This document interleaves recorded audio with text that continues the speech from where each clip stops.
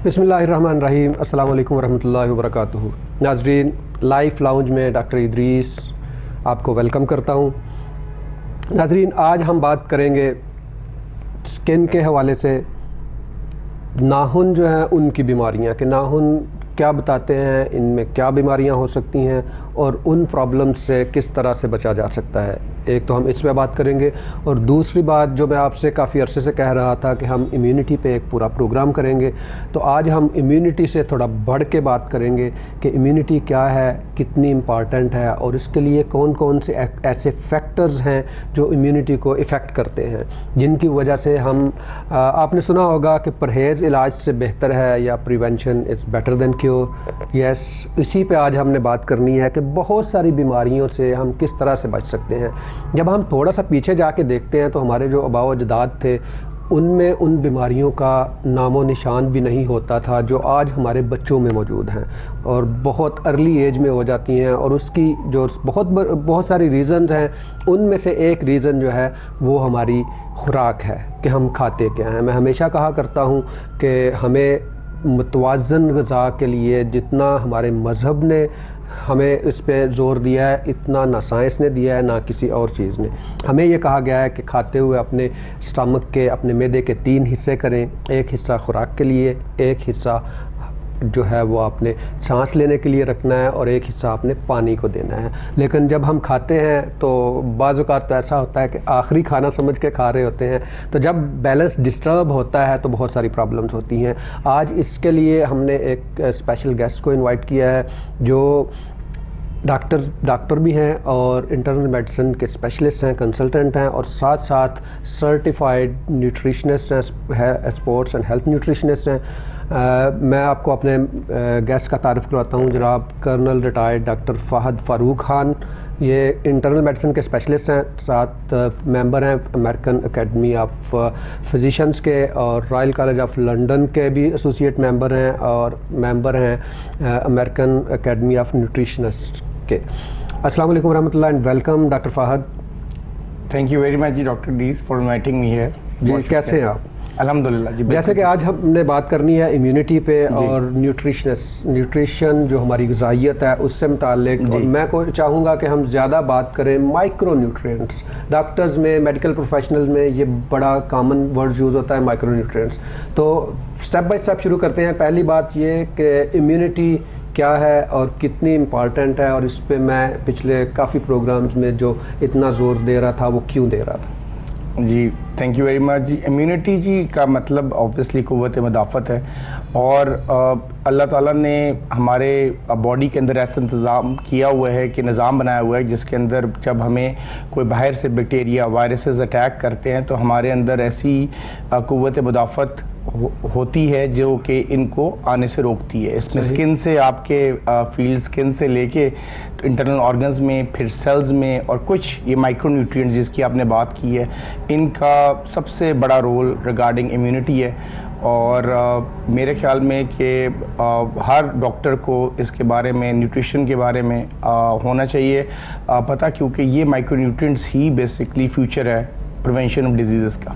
सही। मैं हमेशा डॉक्टर फ़हद कहा करता हूँ कि हमारा बॉडी, आज तो लोग कहते हैं ना कि ये भी एक मशीन ही की तरह है, तो मैं ये अपने जो मेरे पेशेंट्स आते हैं उनको मैं ये कहता हूँ कि देखिए, अगर आप एक मशीन में लकड़ी डाल रहे हैं तो आप उसका एंड प्रोडक्ट भी आपको लकड़ी ही मिलेगा।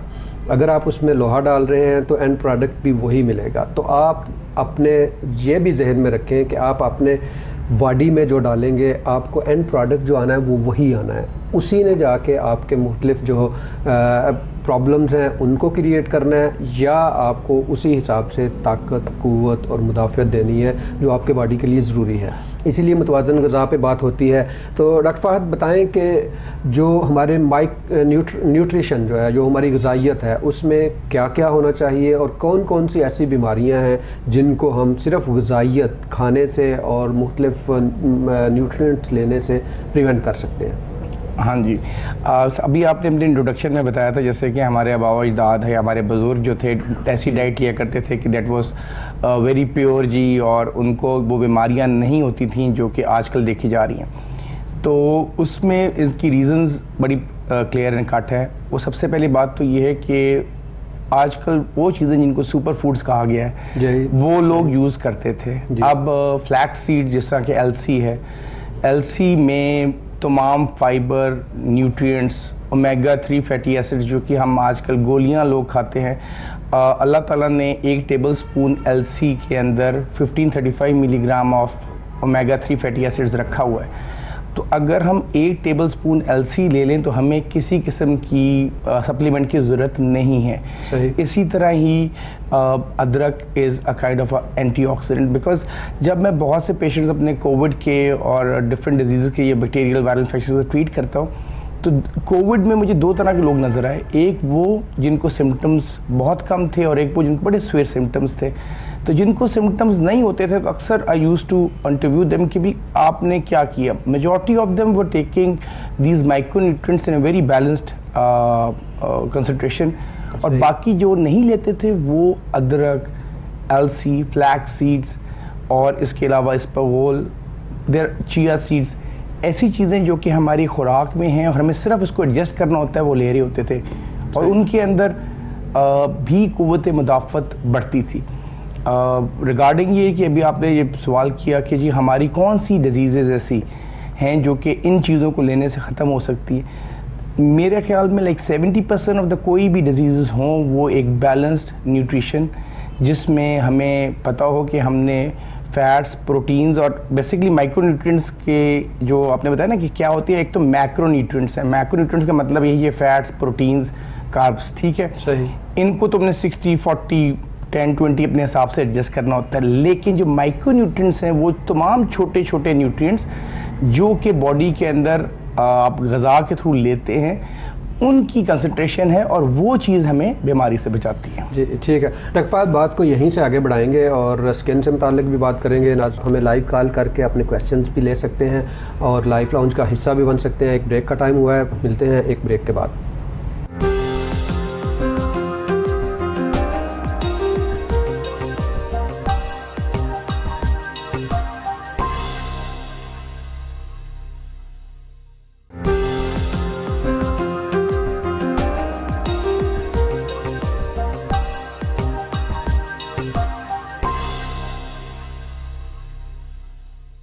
जी वेलकम बैक नाजरीन। तो आज बात हो रही है नेल डिजीज़, नाखून की बीमारियों पे। हम स्किन में नाखून की बीमारियों के मुतालिक बात करेंगे और हमारे साथ कर्नल रिटायर्ड डॉक्टर फहद मौजूद हैं जो इम्यूनिटी, न्यूट्रिशन और माइक्रो न्यूट्रिएंट्स पे बात करने जा रहे हैं आज। तो स्किन की प्रॉब्लम्स, पहले तो मैं सबसे ये बताऊंगा कि नाखून इंटीग्रल पार्ट है और ब्यूटी के लिए भी यूज़ होते हैं। तो नाखून की बीमारियां मोस्ट ऑफ द टाइम बहुत ज़्यादा ऐसा होता है कि ये डेंजरस नहीं होती, बहुत सिंपल रीज़न्स होती हैं और उनको सिंपल तरीके से ही जो है बचा भी जा सकता है और ट्रीट भी किया जा सकता है। और कुछ ऐसी बीमारियां होती हैं जो वाकई बीमारियां होती हैं या इंटरनल ऑर्गन्स जो हैं हमारे, या हमारी कोई क्रॉनिक बीमारी है उसकी वजह से वो नेल्स पे आती हैं। तो सबसे पहले जो रूटीन में होती हैं वो तो एक तो ये है कि नेल थिक हो जाते हैं, जो बहुत कॉमन प्रॉब्लम है। लोग कहते हैं जी वो बहुत थिक और बहुत मोटे और हैवी हो गए हैं, या ये है कि बड़े सॉफ्ट हो जाते हैं, ब्रिटल नेल जिसको हम कहते हैं, कि वो बड़ी आसानी से कट जाते हैं, टूट जाते हैं। इसमें एज सच इतना बड़ा प्रॉब्लम्स नॉर्मली नहीं होता, ये खुद से भी ठीक हो जाते हैं। फिर इसके अलावा ये होता है कि प्रेगनेंसी में भी ये दोनों प्रॉब्लम्स होती हैं और अगर ये हों तो फिर डिलीवरी के 6 महीने के बाद ये ठीक हो जाती हैं। तीसरी चीज़ जो होती है वो होती है इंजरी। अगर कोई जख्म लगाया है या कुछ ऐसा हुआ है तो उससे भी प्रॉब्लम हो जाती है, उससे भी घबराने की ज़रूरत नहीं है। उसमें जो सबसे बड़ी प्रॉब्लम होती है वो उसको हम कहते हैं कि जिसमें खून जम जाता है नीचे, तो वो बड़ा आसान सा होता है। उसी वक्त डॉक्टर के पास जाएं, वो उसको डीकम्प्रेस करके या सुराख करके वो ब्लड निकाल देगा, तो वो पेन और सारे मामला ख़त्म हो जाते हैं। इसके अलावा जो नॉर्मल प्रॉब्लम्स आती हैं वो होती है नाखून ना काटने की वजह से। टाइमली अगर ना काटा जाए, यहाँ पर मैं फिर वही बात करूँगा कि आका करीम सल्लल्लाहु अलैहि वसल्लम ने हर जुमे को नाखून काटने को बड़ा अफजल कहा गया है। वो इसीलिए कि एक तो ये सफाई का ख्याल रखा जाता है और दूसरा जो नाखून की बीमारियां हैं उनसे भी बचा जा सकता है। तो कोशिश करें कि एवरी फ्राइडे अपने नाखून काटें, और नाखून काटने का तरीका भी बड़ा इंपॉर्टेंट है। और सही से आपका जितना नाखून डेड वाला या जिसका कलर डिफरेंट है वो काटें, और उसको बहुत ज़्यादा अंदर की तरफ ले जाके नहीं काटें और बहुत शार्पली भी नहीं काटें। तो उससे यह है कि बहुत सारी बीमारियाँ जो है उनसे प्रॉब्लम्स नहीं होती।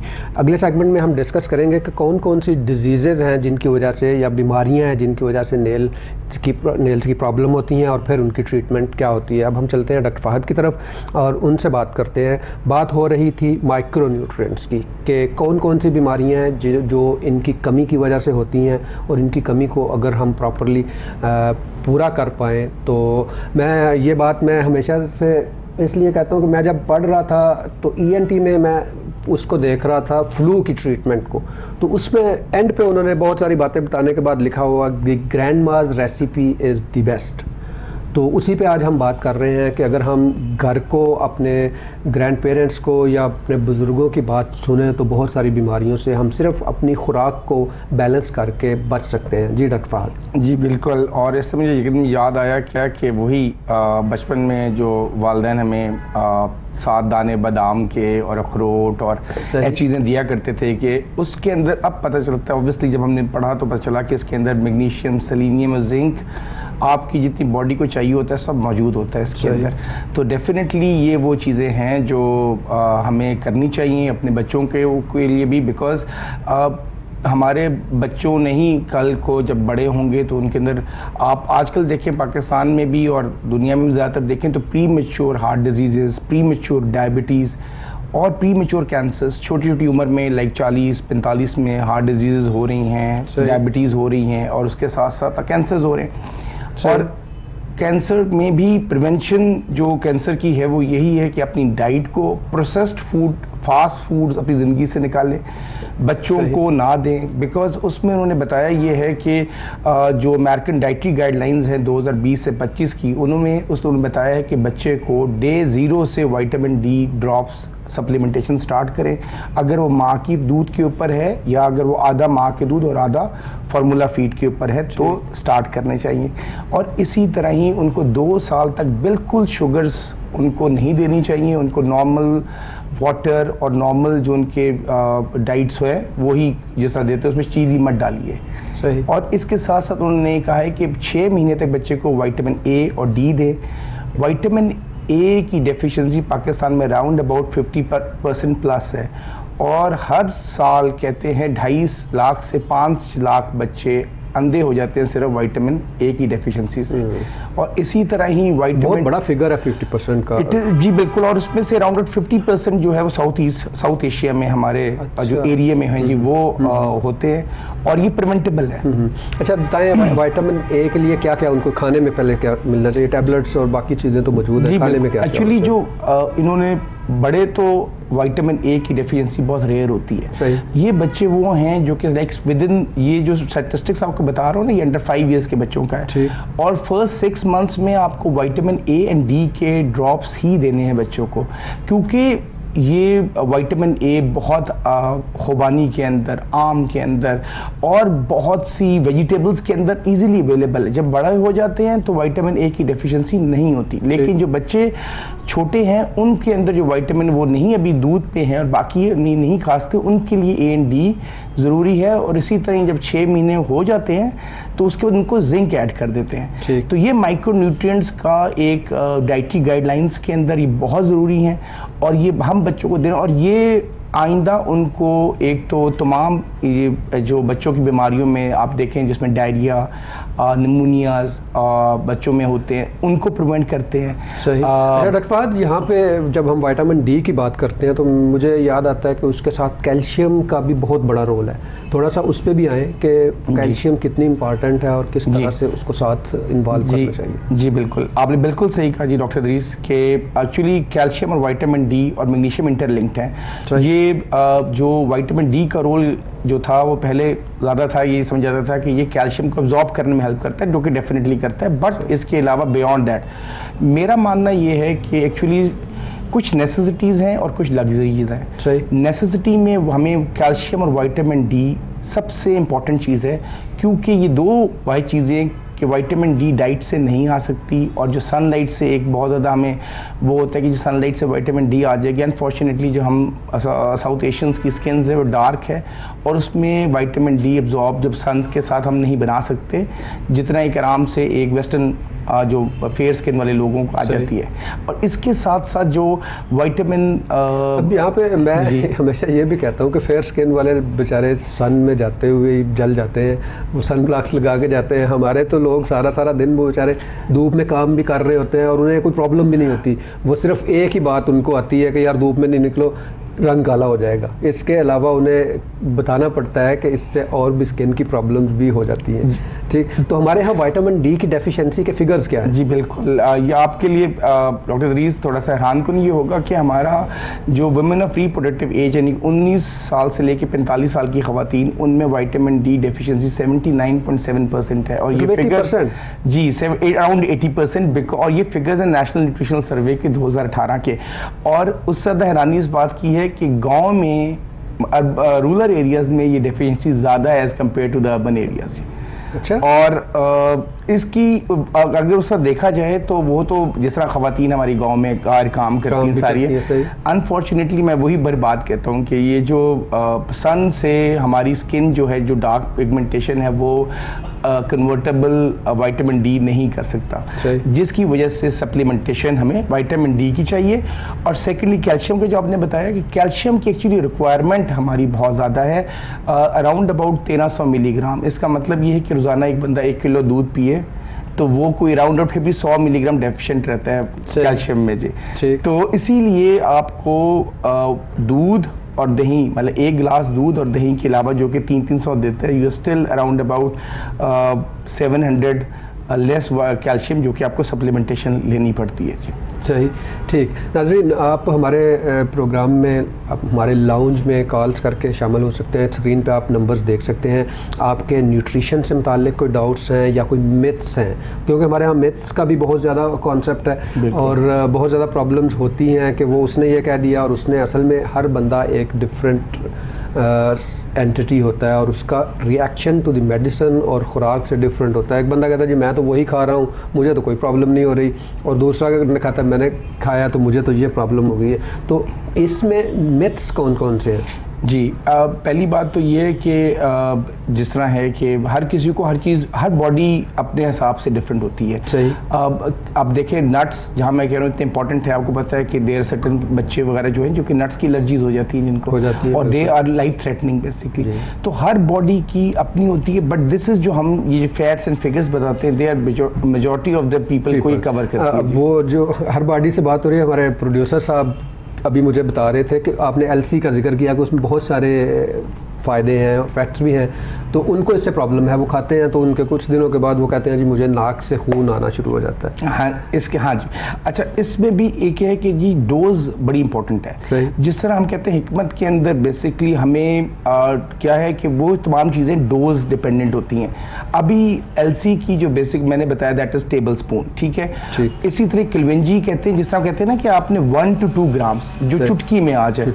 अब अगर आप वही 1 टेबल स्पून किलवेंजी का जी सुन्नत रसूल और उस पर ले लेंगे तो 1 टेबल स्पून आपके गुर्दे डैमेज कर सकते हैं। तो it is the same as इनका लेने का तरीका और इसकी खुराक। और दूसरी बात है कि हाँ, ये डेफिनेटली गर्म होती हैं, बट ओमेगा 3 फैटी एसिड्स जहाँ पे आमतौर पे सर्दियों में लोग ज़्यादा कॉड लिवर ऑयल के कैप्सूल्स वगैरह खाते हैं तो वो उनके लिए ज़्यादा होता है, लेकिन जिनको रिएक्ट नहीं करती वो सारा साल भी खा सकते हैं, कोई उसमें हार्ड एंड फास्ट रूल नहीं है। ठीक, तो यही बात कि वो जो कहा जाता है, मैं जिस पे हमेशा ज़ोर देता हूँ कि बैलेंस और औसतुल उमूर बहुत इंपॉर्टेंट है, जिसमें हमारे मज़हब ने बहुत ज़ोर दिया है।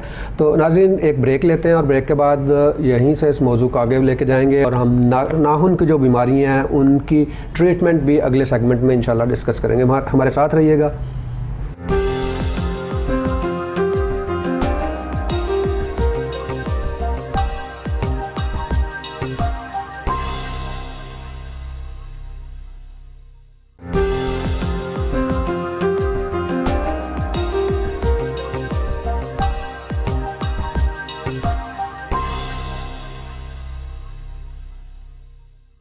जी वेलकम बैक नाजरीन। तो हमारी बात हो रही थी नाखून और उनकी बीमारियां। आप हमें कॉल करके अपने क्वेश्चंस पूछ सकते हैं। अगर आपके कोई डाउट्स हैं तो उनको भी क्लियर कर सकते हैं। और साथ हम बात कर रहे हैं जो माइक्रो न्यूट्रिएंट्स हैं, जैसे वाइटामिन्स हैं, कैल्शियम्स हैं, मैग्नीशियम है, उन पे बात कर रहे हैं। तो आपके अगर कुछ क्वेश्चंस हों या कुछ डाउट्स हों तो वो हम क्लियर कर सकते हैं, आप हमें कॉल कीजिएगा। तो नाखून की बीमारियों की बात मैंने की, उनमें से एक चीज़ मैं रह गई थी कि अगर बहुत सारे केमिकल्स यूज़ किए जाएं या केमिकल्स का काम करते हैं तो वो भी नाखून जो हैं उनको इफ़ेक्ट करते हैं, उसको भी अवॉइड करना है। उसके लिए सिंपल है कि अगर आप काम कर रहे हैं तो आप ग्लव्स पहने, और अगर आप काम नहीं कर रहे, स्पेशली वार्निश वगैरह जो है, तो कोशिश ये करें कि उनका कांटेक्ट मिनिमम हो ताकि वो।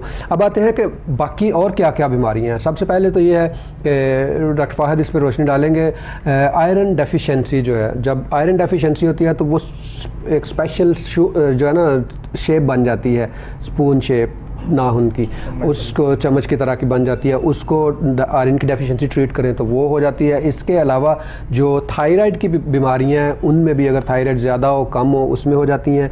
हार्ट की या लंग्स की बीमारियां हो तो उनमें भी स्पेशल शेप बनती है नाखूनों की, वो डॉक्टर्स जो हैं वो आराम से बता देते हैं और डायग्नोज कर लेते हैं। ये एक वन ऑफ द साइन होता है। इसके अलावा फंगल इन्फेक्शन होता है, उससे भी नाखून की प्रॉब्लम होती है। और एक चंबल जिसको आम लैंग्वेज में हम कहते हैं, उसमें भी नाखून के ऊपर छोटे छोटे पिट्स या जो छोटे छोटे गड़े जो हैं वो पड़ जाते हैं।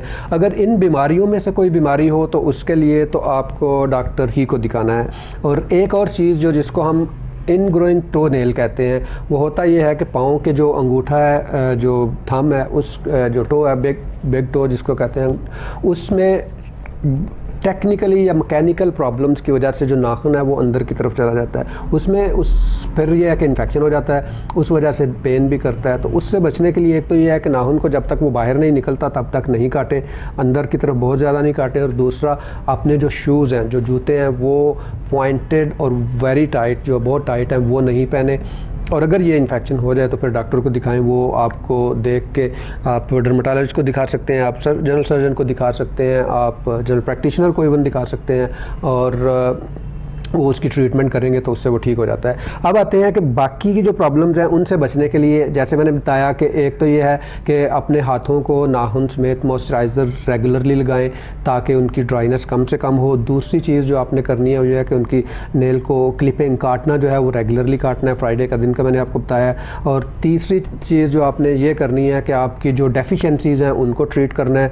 और इसके अलावा ये है कि अगर आप किसी केमिकल को कर रहे हैं तो आप वॉश करें, और जब काटते हैं तो वो प्रॉपरली इस तरह से काटें कि उन पे प्रेशर नहीं आए। और ना ही जो अपने शूज़ हैं, अगर आपको इनग्रोइंग टोनेल का मसला है तो वो पॉइंटेड और वेरी टाइट शूज़ आपने नहीं पहनने। इसके अलावा जो डाइट है उसमें फ्रूट्स और वेजिटेबल्स और बाकी के जो हैं वो आप अपने पूरे रखेंगे। और आयरन के लिए काफ़ी सारी हैं, वो आयरन पे का मैं जो पोर्शन है वो मैं डॉक्टर फ़ाहिद के लिए छोड़ता हूँ। आप इन सिंपल रेमेडीज़ या सिंपल मेजर्स को देखेंगे तो बहुत सारी प्रॉब्लम्स नेल की सॉल्व हो जाती हैं। और अगर कोई बीमारी होती है तो वो फिर उसका कंसर्न डॉक्टर जो है वो उसको करेगा।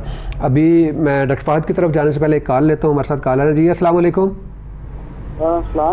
वालेकुम जी, कौन सा बोल रहे हैं और कहाँ से बोल रहे हैं? जुवैद बात कर रहा हूँ इस्लामाबाद से। तो ये जो स्किन सोराइसिस है ये किस वजह से होता है? जी जुवैद साहब, इसके अलावा भी आपका कोई क्वेश्चन है? आप खुराक के बारे में कुछ पूछना चाहते हैं? नहीं सर, खुराक के नहीं, ये स्किन सोराइसिस है, ये 10 साल से ख़त्म नहीं हो रहा स्किन के ऊपर। जी साहब, स्किन सोराइसिस पे हमने, मुझे याद पड़ता है, एक पूरा प्रोग्राम भी किया था। और ये एक अच्छी खासी कॉम्प्लिकेटेड और लंबी बीमारी है।